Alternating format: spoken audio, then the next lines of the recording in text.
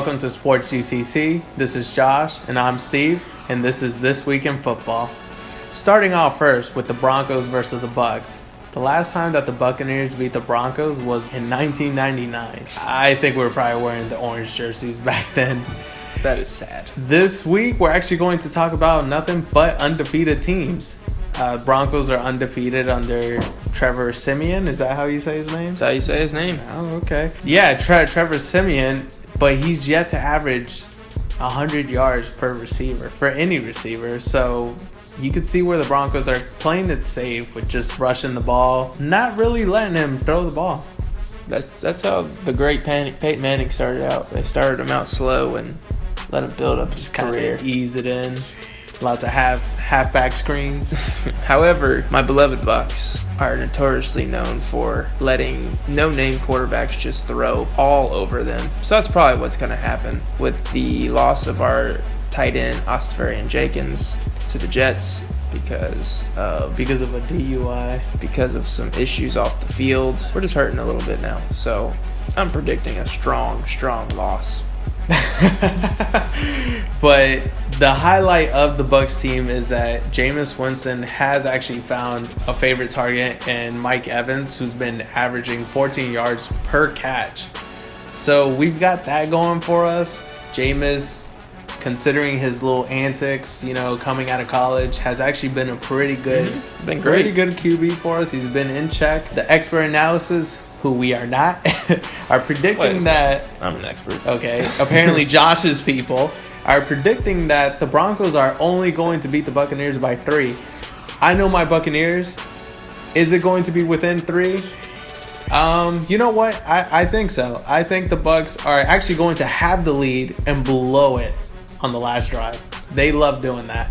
So I'm going to give it to the Broncos. They're going to stroll to 4-0. And it's going to hurt being a Bucs fan. Well, ESPN, I know y'all been blowing up my phone because I'm an expert analysis. But anyways, yeah, since we've been losing for our field goal kicking as well, I don't know how we're even remotely in a 3-point swing. But we'll take it. Yeah, That's a win for us, actually. We're definitely going to take it. Yeah, we've already won. The Broncos are steamrolling us. There's no chance. So you could put Von Miller at QB and still wreck us. Yeah, we're losing 4-0. All right, so our next game is another undefeated team, a surprisingly undefeated team, Ravens versus the Raiders. I can't even believe I'm saying Ravens are undefeated right now. The Ravens are somehow undefeated. They are. But they played the Browns last week. That was a gimme. No, they played the Browns 2 weeks ago. Oh. That was a gimme. Yeah, they have the second-ranked defense right now, so they are kind of turning it around.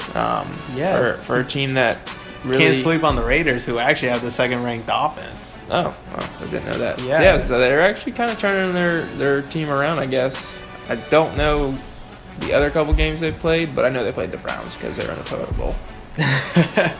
And Joe Flacco actually has been connecting with Mike Wallace. All of his touchdown passes has actually all gone to Wallace. So there's a little bit of a connection, trying to create some chemistry there. Hopefully he lasts the whole season.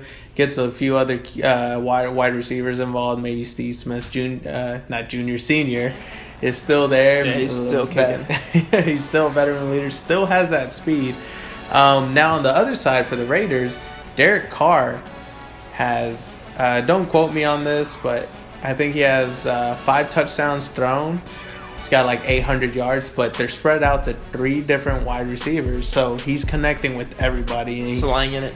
And he's been doing really good since his rookie season, considering the Raiders are just known for being a bad franchise the past decade or so.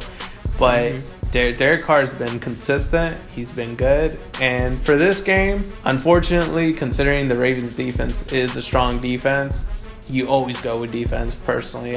Ravens are gonna win by maybe a touchdown. They're gonna take the win. They're gonna stroll on to 4-0. Yeah, they're definitely sleeping right in the undefeated category. I'm gonna have to choose the Ravens again. Although I do want Amari Cooper to have a very good day because he's on my fantasy team. So just give him a little bit of leeway and I'll be good.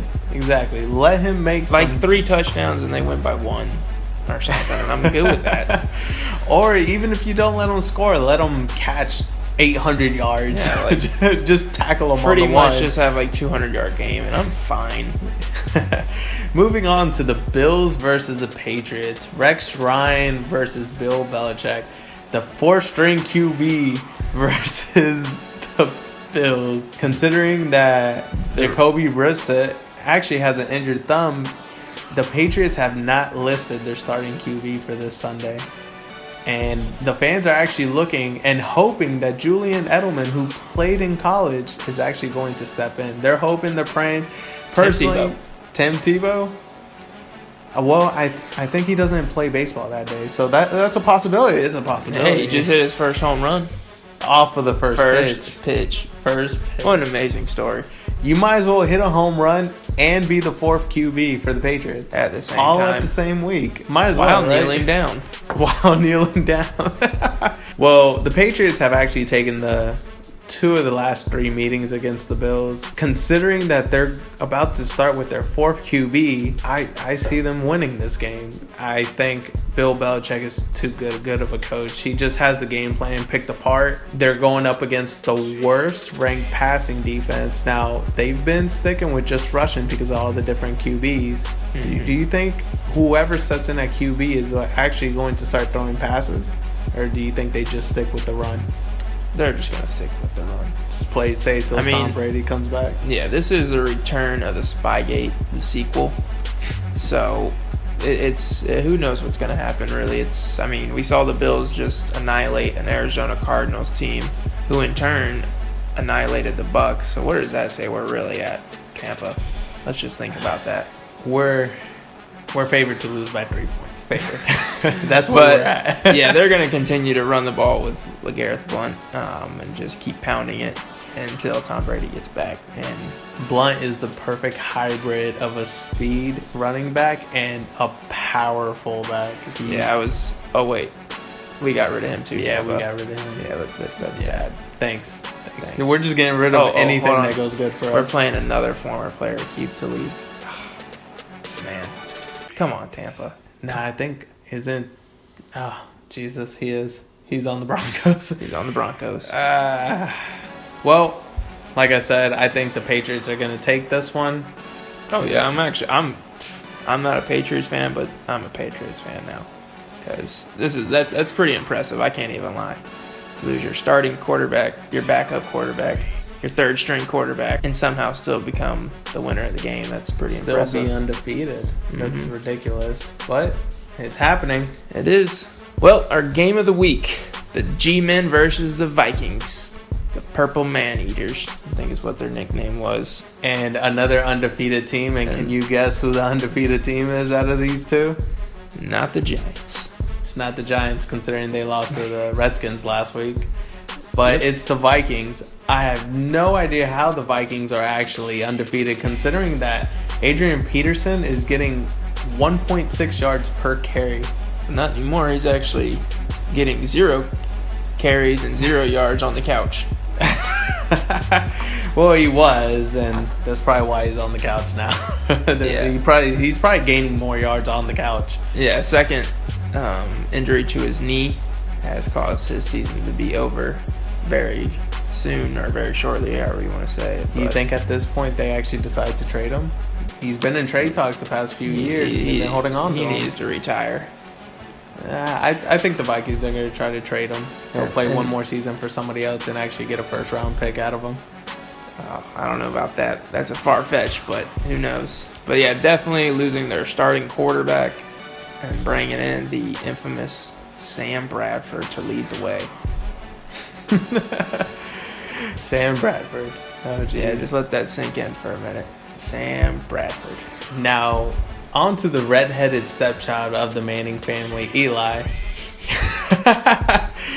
He's actually connected with 3 different receivers on his team, and their 3 different receivers on this squad is actually averaging over 14 yards a catch. That's actually pretty impressive to be that spread out, and to be the worst Manning out of your clan. But for this game, out in this meeting, considering the Vikings are 3-0, Sam Bradford at the helm again, I'm actually going to give it to the Giants. Odell's going to stay away from the field goal kicker's net. Maybe not get knocked out. But I think the Giants are going to take this one and give the Vikings their first loss. What do you think? I was surprised that they lost to North Carolina, the Panthers last week. So that was surprising. I don't know what's going on with them either, but... You mean the Redskins? No, they played the Panthers. They played the... Okay. It's all right. God. Weird football season.